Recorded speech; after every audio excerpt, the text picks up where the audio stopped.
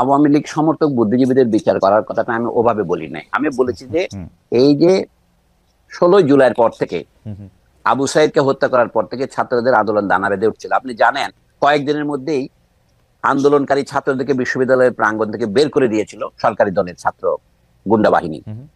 এটা তো আপনি জানেন। আন্দোলন একদম স্থিমিত হয়ে গেছিল। তখন ঢাকা বিশ্ববিদ্যালয়ের শিক্ষক সমিতি, আমি নাম করে বলছি, কি ভূমিকা পালন করেছিলেন? তারা এদেরকে দুষ্কৃতকারী আর সন্ত্রাসবাদ দিচ্ছে কোনো কম কিছু বলেননি। তো শেখ হাসিনা যখন বললেন রাজাকারের ছেলে পেলে, তখন ছেলেমেয়েরা যখন স্লোগান দিল যে আমরা রাজাকার, আমি রাজাকার, তুমি রাজাকার, তখন এইটাকে বুদ্ধিজীবীদের যে বুদ্ধির কতটা বাহুল্য সেটা উল্লেখ করছি। ঢাকা বিশ্ববিদ্যালয়ের শিক্ষক উনি নন, ডক্টর মোহাম্মদ জাফর ইকবাল, যিনি বিজ্ঞান লেখক এবং সম্মানিত বৈজ্ঞানিক এবং একজন মুক্তিযুদ্ধের শহীদ পরিবারের সন্তান। তিনি কি বললেন? আমি ঢাকা বিশ্ববিদ্যালয়ে যাব না। কেন যাবেন না? কারণ ওখানে ছেলেরা রাজাকার। অর্থাৎ উনি ব্যঙ্গটাও বুঝতে পারছেন না। কোন একটা রেজিম যে ফ্যাসিস্টকে ফ্যাসিস্ট নয়, তার একটা মাপকাঠি হচ্ছে সে ক্যারিকেচার বা ব্যঙ্গকে কিভাবে নেয়, স্যাটায়ারকে কিভাবে নেয়। জাফর ইকবাল সাহেব স্যাটায়ার বুঝতে পারে নাই। যারা নিজেদেরকে রাজাকার বলছে তারা তো স্যাটায়ার করছে শেখ হাসিনাকে। শেখ হাসিনাই আসলে রাজাকার বলতে চেয়েছে ওরা। তুমি কে, আমি কে, রাজাকার রাজাকার। একজন বলতো না আওয়ামী লীগের ন্যারেটিভটা কি ছিল? আপনি জানেন, বললো কি একটা সরকারের ধারাবাহিকতা দরকার, সেই জন্য শেখ হাসিনা সরকারকে বারবার দরকার, উন্নয়নের জন্য একটা ধারাবাহিকতা দরকার। এই যে আদর্শ, এটা তো ভুল আদর্শ। এইটা উন্নয়নের নামে, ধারাবাহিকতার নামে তারা করলো কি, তারা 2040 সন 41 পর্যন্ত ক্ষমতা থাকার স্বপ্ন প্রচার করেছিলেন। তখন ঢাকা বিশ্ববিদ্যালয়ের শিক্ষক সমিতি বা অন্যান্য বিশ্ববিদ্যালয়ে তাদের অনুপাতকারী শিক্ষক সমিতি কি ভূমিকা পালন করেছিলেন? এটার জন্য তাদের বিচার হওয়া দরকার। মানে কি? একটা বিচার হচ্ছে নৈতিক বিচার। আমাদের দেশের লোক নৈতিকতার বোধ হারিয়ে ফেলেছে। আমি যে তাদেরকে জনগণের সামনে দাঁড়িয়ে ক্ষমা প্রার্থনা করতে হবে, এটা হচ্ছে বিচার। অথবা জনগণ তাদের উপরে ঘৃণা পোষণ করবে। আচ্ছা ধরেন শয়তানের বিচার করার জন্য মক্কার হাজিরা কি করে? প্রতীকী কতগুলি ঢিল নিক্ষেপ করে না? আমরা বলছি এডওয়ার্ড সাইদ লেবানন সীমান্তে গিয়ে দখলকৃত গোলান হাইটস এর দিকে কয়েকটা ঢিল ছুড়ে মেরেছিলেন। তখন কি হয়েছিল? আমেরিকান পত্রপত্রিকায় খবর বেরিয়েছিল কি, Edward Saeed professor of violence. অর্থাৎ এখন আমাকে যদি বলেন যে আমি আওয়ামী লীগের বিচারের জন্য ফৌজদারি দেওয়ানি অপরাধ দিয়েছি, এটা তো দেওয়ানি অপরাধ না, এটা তো জনগণের বিরুদ্ধে রাজনৈতিক অপরাধ। তারা যেটা করেছেন, ছাত্রদেরকে সমর্থন তো করেন নাই, তাদেরকে তারা সন্ত্রাসবাদী বলেছেন এবং তারা নির্যাতিত ছাত্রদের উপর মানসিক নির্যাতন চাপিয়ে দিয়েছেন। আমাদের বিচার ব্যবস্থাতে মানসিক নির্যাতনের কোনো বিচার নাই স্যার। এটা জুলাই আগস্টে শুধু না, গত 5 বছর 10 বছর 15 বছর যে সময়ে ছিল স্যার, আপনি বহুবার এটা বলেছেন, বক্তৃতায় বলেছেন, টকশোতে বলেছেন, আমরা নিজেরা এক্সপিরিয়েন্স করেছি।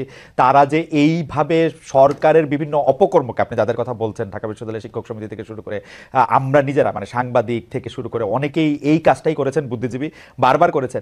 কিন্তু স্যার আমরা এই জুলাই আগস্টের খুনের ঢালাও মামলায় সাংবাদিক, সাহিত্যিক, ক্রিকেটার, শিক্ষক, সংস্কৃতি কর্মীদের নাম দেখতেছি আওয়ামী লীগের সাথে জড়িত এমন কাউকে গ্রেপ্তারও করা হচ্ছে এই একই রকম মামলায়।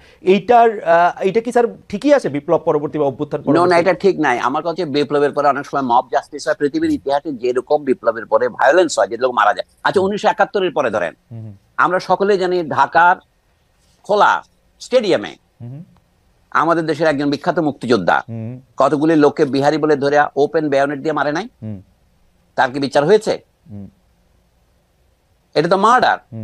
মানে তার তো কোনো জুডিশিয়াল পাওয়ার ছিল না, তিনি তো কাউকে না। অর্থাৎ মার্ডার আর এক্সিকিউশনের মধ্যে পার্থক্য আছে। আপনি জানেন, আপনি ম্যাজিস্ট্রেট ছিলেন, আমি জুরিস্ট দাবি করি না, আমি আইনের একজন সাধারণ ছাত্র মাত্র।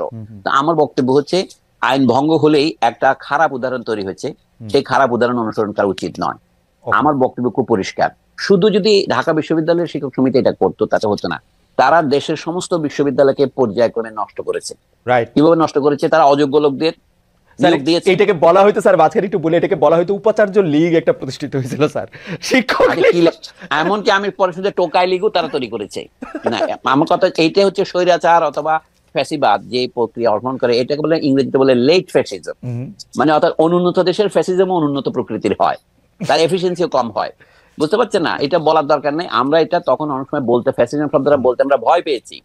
আমরা কিন্তু দোয়া তুলসী নই কেউ। বুঝতে পারছেন না? আপনি যার অধীনে চাকরি করতেন, নাইমুল ইসলাম খান সাহেব, তো কই তাকে তো গ্রেপ্তার করেনি? তিনি তো জমি বেচা বিক্রি করতেছেন এর মধ্যে। এটা কি করে সম্ভব? আপনি বলছেন যে এই বর্তমান সরকার যে দুর্বল, সে তো আওয়ামী লীগের অপরাধীদের কাউকে গ্রেপ্তার করতে পারেনি। ওই জামাত নেতাদের সাথে বসে কিন্তু এই সাংবাদিক যে নেতাদের নামে অ্যাক্রেডিটেশন কার্ড বাতিল করছে, এগুলো তো মশকরা।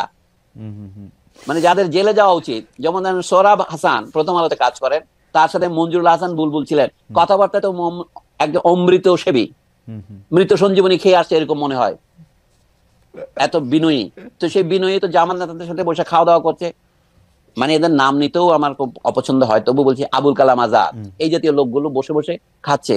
অথবা প্রধানমন্ত্রীর তথ্য উপদেষ্টা ছিলেন ইকবাল সোবান চৌধুরী, তো এদের কাউকে তো গ্রেপ্তার করে নাই। তো বর্তমান সরকার ঢালাও মামলা দিচ্ছে, এগুলো তো কোনো মামলা টিকবে না, আইনের দৃষ্টিতে টিকবে না। এবং বরঞ্চ এইটা আমি মনে করি এই যে জনগণের বিপুল আত্মত্যাগের মাধ্যমে, ছাত্রছাত্রীদের বিপুল রক্তপাতের মাধ্যমে যে সরকার এসছে, যা আমরা একটা স্বৈরতন্ত্রের কবল থেকে মুক্তি পেয়ে আনতে কিছুটা নিঃশ্বাস ফেলতে পারছি, সেটার বিরুদ্ধে ষড়যন্ত্র থেকে এই পর্যন্ত মিথ্যা মামলা দেওয়া।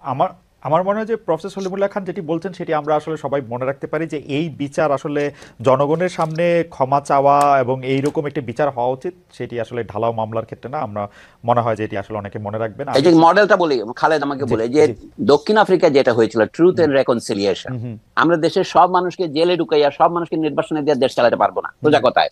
কিন্তু যে অন্যায় করেছে সেটা যদি আপনি বিচার না করেন, তাহলে আপনি অন্যায়কে সহ্য করলেন। রবীন্দ্রনাথ ঠাকুর আমাদের সকলের শ্রদ্ধেয়, অন্যায় যে করে আর অন্যায় যে সহে তব ঘৃণা যেন তার তৃণ সমদহে। আপনি যদি কোনো বিচার না করেন, বুদ্ধিজীবীরা পাকিস্তানের মূলে অন্যায় করেছে 71 সনে, সেই বিচারটা যদি 70-এর দশকে হয়ে যেত, তাহলে পরবর্তীকালে এতগুলি নাটক আমাদের করা লাগতো না। পরবর্তীকালে আমরা অনেক কোলাবোরেটরের বিচারের দাবি তুলেছিলেন 20 বছর পরে বেগম জাহানারা ইমাম, তার বিরুদ্ধে রাষ্ট্রদ্রোহের মামলা দেওয়া হয়েছিল দেখেন। কিন্তু তার দাবিটা তখনই গ্রাহ্য হলে দেশে পরবর্তীকালে অনেকগুলি নাটক হতো না, হেফাজতের নাটক, শাহবাগের নাটক। এখন যে শাহবাগী টাপ বলতেছে, এগুলি মূল কথা হচ্ছে একটা ঘা যখন পুরনো হয়ে যায় তখন তা পচতে থাকে, এটা পচা শামুকে কাটা পায়ের মতো। আমি বলছি এখনো যদি এই দফায় যদি এরা নিজেরা নিজেদেরকে ক্লিন করে আসে, চীনে যেমন ছিল, কনফেশন করে নিতে হয় যে আমি এটা ভুলটা করেছিলাম ভাই, আমি করব না। আমি শুনেছি আওয়ামী লীগের কোন এক নেতা, মানে প্রথম শ্রেণীর নেতাদের একজন বলে কি আওয়ামী লীগ এখন জনগণের কাছে মাপ চাইতে প্রস্তুত, কিন্তু মাপ তো তাদের নেত্রী চাইতেছে না। মানে চাইলেও আমি খুনের অপরাধের কোনো মার্জনা হয় না। যারা খুনের সাথে হত্যার সাথে জড়িত তাদের বিচার ফৌজদারি কাটে হবে। কিন্তু রাজনৈতিক ভাবে আমি মনে করি আওয়ামী লীগ তার বৈধতা, নৈতিক বৈধতা হারিয়েছে।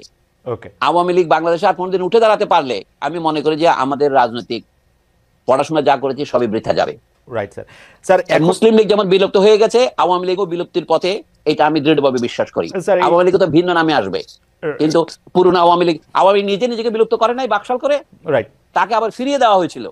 তো সেইটা সে নিজেকে আবার দ্বিতীয় আত্মহত্যা করলো। আপনার মনে পড়ে, আমি বলি আপনার মনে আছে শামসুর রহমানের প্রথম কবিতার বইয়ের নাম কি? প্রথম রৌদ্রকরটিতে প্রথম গান দ্বিতীয় মৃত্যুর আগে।